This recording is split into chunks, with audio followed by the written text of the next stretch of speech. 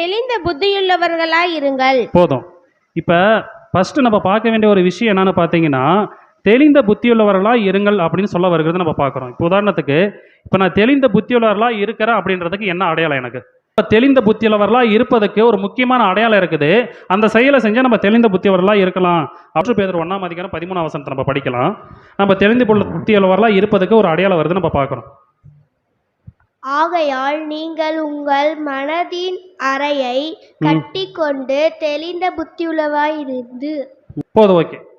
ஆகையால் நீங்கள் உங்கள் மனதின் அறையை கட்டிக்கொண்டு தெளிந்த புத்தியுள்ளவர்களாக இருங்கள் அப்படின்னு வருது நம்ம பார்க்குறோம். இப்போ தெளிந்த புத்தியுள்ளவர்களாக இருப்பதுக்கு ஒரு அடையாளம் இங்க என்ன சொல்லுகிறது? எதை நம்ம கட்டினா தெளிந்த புத்தியுள்ளவர்களாக இருப்போம்? எது மனது? இருதயம். இருதயம் நம்ம மனசு வர நம்ம பார்க்குறோம். இப்போ உதாரணத்துக்கு நம்ம இப்படி வச்சுக்கலாம். நம்மளுடைய மனதை கட்டணும்னா எதை என்ன கட்டணும்? மனதை அடக்கக்கூடிய தன்மையெல்லாம் இது எது? இதெல்லாம் எல்லாமே நீங்க மாம்சத்துக்குரியதை கட்டுப்படுத்தணும்னு சொல்லப்படுகிறத நம்ம பார்க்குறோம். உதாரணத்துக்கு ரெண்டே விஷயத்தை சொல்ல போனா, நீ மனதை அடக்குன்ற முக்கியமான ரெண்டே தன்மைகள் என்னன்னு பார்த்தீங்கன்னா, சகல விஷயத்திலையும் நீ கோபத்தை வந்து சரியா அடக்கிட்டுனா நீ என்ன பண்ணுவ?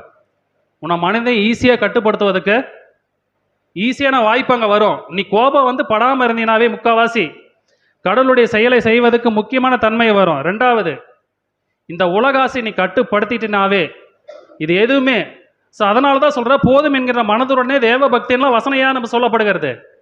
நம்ம மனதை அடக்காம நம்ம தெளிந்த புத்தியுள்ளவர்களாக இருக்கிறோம் என்று சொன்னா, நம்ம கடவுளுடைய அறிவை அடைக்கிறோம் என்று சொன்னா அது வேஸ்ட் அப்படின்ற மாதிரி தான் நம்மளுக்கு வேதம் சொல்லப்படுகிறது அப்படின்னு நம்ம பார்க்குறோம்.